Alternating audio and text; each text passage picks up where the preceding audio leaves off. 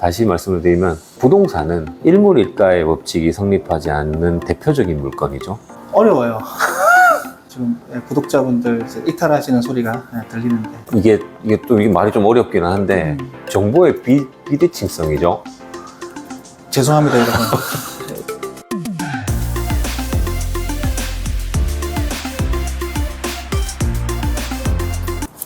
감정평가에 있어서 네. 경매의 감정평가는 네. 법원에서 죄송합니다. 경매 감정평가 담당을 지정을 합니다. 그냥 임의로 지정하는 겁니까? 임의 지정이기는 하지만 네. 정확하게 말씀드리면 랜덤 방식입니다. 그런 시스템이 있어요? 네, 있습니다. 그래서 그래서 감정평가 법인, 네. 감정평가 사무소에서 네. 돌아가면서 평가를 합니다. 그럼 공매는 어떻게? 그것 역시도 랜덤 방식으로 랜덤 방식. 배정이 됩니다. 그리고 신탁사 공매는 네. 신탁사 자체적인 규정에 따라서 네. 배정이 됩니다. 이러한 시스템은 제가 오늘 처음 알았어요. 오늘 또 여기서 또 하나 배웁니다.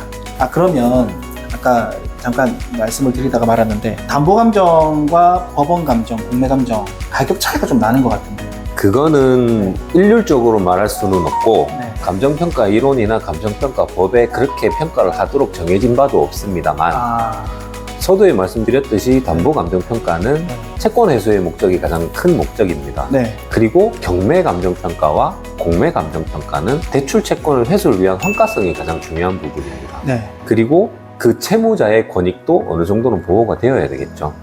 채무자의 권익이라고 하시면은 환가될 대상물의 가치가 기본적으로 많아야 이제 그런 채권자들이 돈을 제3자의 낙찰로 인한 그 배당금에서 회수를 해갈 때 그래도 환가되는 그 마진이 커야 최종적으로는 채권자들의 채권의 만족 이후에 남아있는 금원, 그게 결국에는 채무자의 차주분에게 돌아가셔야 되기 때문에 조금 더 가치를 감정평가법에 특정되어 있거나 서면화되어 있지는 않지만 가치를 조금 더 올려서 평가하는 경향이 있다. 경향이 있습니다. 네, 경향이 있다. 예, 경향이 있습니다. 그래서 시세는, 부동산의 시세는 원래 아파트를 보더라도 평당 2천만 원에서 2,500 사이입니다 라고 중개사분들은 말씀을 하시죠. 네. 감정평가도 마찬가지입니다. 본건 A 부동산의 감정평가 금액이 10억입니다 이지만 네. 실제로 10억에서 11억 사이 정도 될 것 같네요 라고 한다면 담보감정평가는 10억에 가깝고 경매감정평가는 11억에 가까운 금액이 나와질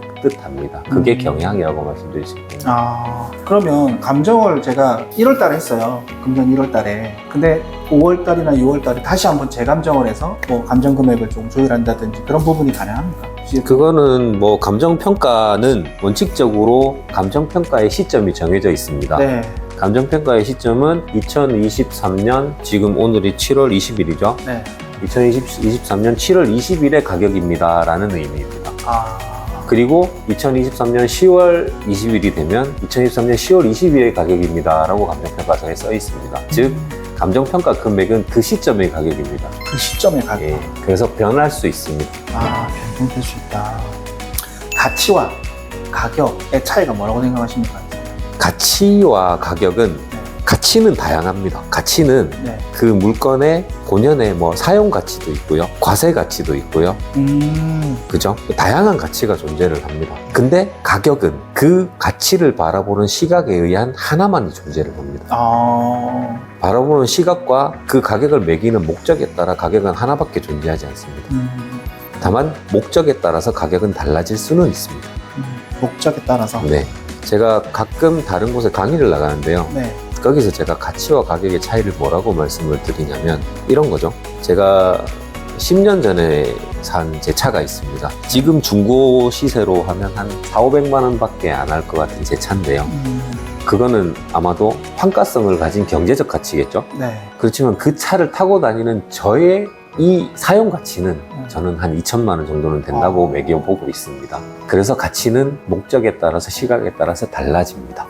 주관적일 수도 있죠. 주관적일 수 있죠. 우리가 기업체를 보더라도 네. 기업체를 회생 신청을 했을 때 그 기업체의 계속 기업 가치와 그리고 현 시점의 청산 가치를 비교했을 때 청산 가치가 높고 계속 기업 가치가 낮다면 이 회사는 이제 청산이 들어가야 되고 폐업을 해야 되겠죠. 그 반대로 계속 기업 가치가 높고 청산 가치가 낮다면 이 기업은 회생을 받아들여서 계속 운영할 수 있게 만들어줘야 되는 겁니다. 그래서 가치는 다양합니다. 다를 수 있습니다. 마지막으로 요즘 시대적으로 많이 좀 논점이 되고 있고 이슈가 되고 있는 전세 사기, 감정평가의 달인이시고 전문가 입장에서 아파트는 우리가 정해진 시세와 가치가 어느 정도 대중분들이 다 잘 알고 계세요. 근데 전세 사기 대부분 다 보면 단독, 다가구, 뭐 연립주택 뭐 이렇게 되어 있는데 그게 가치 산정이 일반적인 아파트보다는 힘들어서 전세 사기를 당한다라고 또 논점화되어서 또 얘기가 나와요.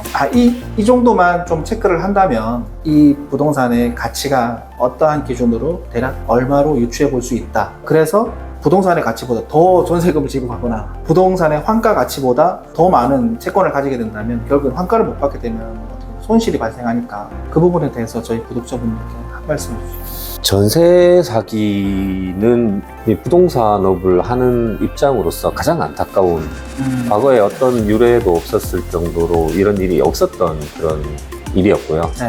우선 첫 번째로는 그야말로 이건 사기이기 때문에 부동산업을 하시고 계신 그분들이 네. 너무나도 도덕적 측면에서 잘못을 하셨다. 그렇게 안타깝게 생각을 하고 있고요.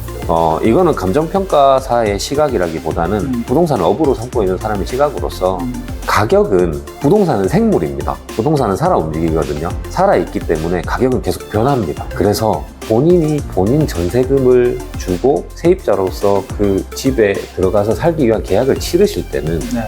단기간이 아닌 장기간의 호흡으로 발품을 많이 파셔서 많이 조사를 하시고 들어가시는 게 맞습니다. 조사라고 하시면은 뭐 이 부동산이 환가가 되었을 때 환가되는 비율, 그럼 우리가 환가라고 한다면 뭐 경매라는 절차가 대표적이죠. 그러면 경매 낙찰가율이라든지 예를 들어서 1억짜리 부동산인데 전세금을 뭐 8천만 원 걸어야 된다. 근데 환가가 되는 경락가 비율이 뭐 60%밖에 안 된다. 그러면 뭐 6천만 원만 건다라든지 그렇게 조율하는 거 말씀하시는 거예요. 그것과 동시에 네. 해당 등기부 안에 지금 얼마 정도의 저당권이 설정되어 있는지도 확인을 해야 되겠죠. 그리고 조금 얘기를 하면 어려워지는데요. 중요한 건 진짜 이 부동산이 그 정도 가치를 갖고 있고 그 전세가가 그 정도까지 가는 게 맞는지를 확인하시는 게 가장 중요합니다. 어떻게 확인해요? 발품을 팔아요. 발품을 팔아. 그냥 주변 공인중개사 사무실 많이 발품을 팔아야 네. 돼요. 다시 말씀을 드리면 부동산은 일물일가의 법칙이 성립하지 않는 대표적인 물건이죠. 어려워요. 너무 하나의 물건에 하나의 가격이 있는 네. 게 아닌 거죠. 네, 그렇죠. 다양한 가격이 존재합니다. 지금 구독자분들 이탈하시는 소리가 들리는 부동산은 네. 가격이 다양합니다. 네. 중개사분들 A 중개사, B 중개사, C 중개사 그렇죠. 중개사분들에 대해서 가격 다 다르잖아요. 맞아요. 그 시각들을 다 확인하시고 본인이 정확한 판단을 내리시고 그리고 등기부를 통해서 그리고 건축물 대장 등을 통해서 공적 장부로 확인하시는 것도 본인의 의무이자 역할이라고 생각합니다. 그런데 아파트나 네. 그런 것들은 그런 부동산들은 기본적으로 가치가 인터넷상에 조회를 해도 막 뜨거든요. 나오죠. 뭐 네이 뭐 부동산 뭐 K 시세 이렇게 해가지고 뜨는데 연립주택이나 이런 다가구 다세대는 왜 이렇게 좀 이렇게 평가가 일률적이고 획일화되지 않습니까? 좀 전에 말씀드렸던 것처럼 똑같이 이게 말이 좀 어렵긴 한데 정보의 비대칭성이죠. 죄송합니다 여러분. 입법 시간이 아닌데 아무튼 쉽게 다시 설명을 저도 못 듣겠어요. 다시 한 번만 더. 그러니까 이게 공개가 되지 않는 거예요. 아파트는 네. 그리고 토지는 공시지가를 통해서 공개가 되고 있고 아파트는 K 모 시세, 네. 내 N 뭐 M 모 시세, 거기 다 호가죠, 근데. 그렇죠. 그리고 이제 대표적인 대한민국에 있는 한국부동산원이라는 공공기관에서 공개하는 가격들도 있죠. 그리고 매년 국토부에서 확정 공시하는 공동주택 가격 공시 가격도 있죠. 네. 뭐 다양한 가격들이 존재를 합니다. 아, 연립주택, 다세대 주택도 공시 가격이 존재합니다. 그건 어디서 할 수 있느냐? 건축물 대장에서 볼 수 있고요. 건축물 대장에서 볼 수 있답니다. 여러분. 네. 네. 건축물 대장 꼭 확인하시고요. 꼭 확인하시고요. 발품 많이 파시고요. 그리고 네. 국토부에 공개되는 실거래가 정보 시스템에서 그 지역에 있는 실거래가 수준도 파악을 하시고 접근하시는 게 맞습니다. 오늘 이 영상은 진짜 제가 볼 때는 돈 내고 들어요. 이 정도면. 그렇죠. 아무튼 오늘 이렇게 제가 자주 찾아뵙고 감정이라든지 부동산의 가치와 가격, 고견을 많이 제가 듣고 있는 제가 정말 좋아하는 이모 이사님 평가법인에 와서 이렇게 제가 이야기를 듣고 있는데 오늘 너무 유익한 시간이었습니다. 우리 롯마켓 TV 구독자분들께 인사 한 말씀하고 마무리하시죠. 네, 뭐 제가 얼굴을 보여드리지 못하고 이렇게 목소리로만 말씀을 드리는데요. 유튜브에 다양한 부동산 정보가 공개가 되고 다양한 전문가들이 많이 계시고 한데 특히나 이 롯마켓 TV처럼 접근성이 쉽고 알아듣기 쉽게 설명하고 더불어서 대외적으로 일반인들에게 공개되지 아니한 정보들을 기준으로 정보를 많이 제공을 하는 이런 롯마켓 TV 조 대표 네. 성공과 발전을 기원하면서 구독과 좋아요, 구독과 알림 좋아요, 설정까지 알림 설정까지 부탁드리겠습니다. 부탁드립니다. 이번 영상 이렇게 마무리하도록 하겠습니다. 감사합니다.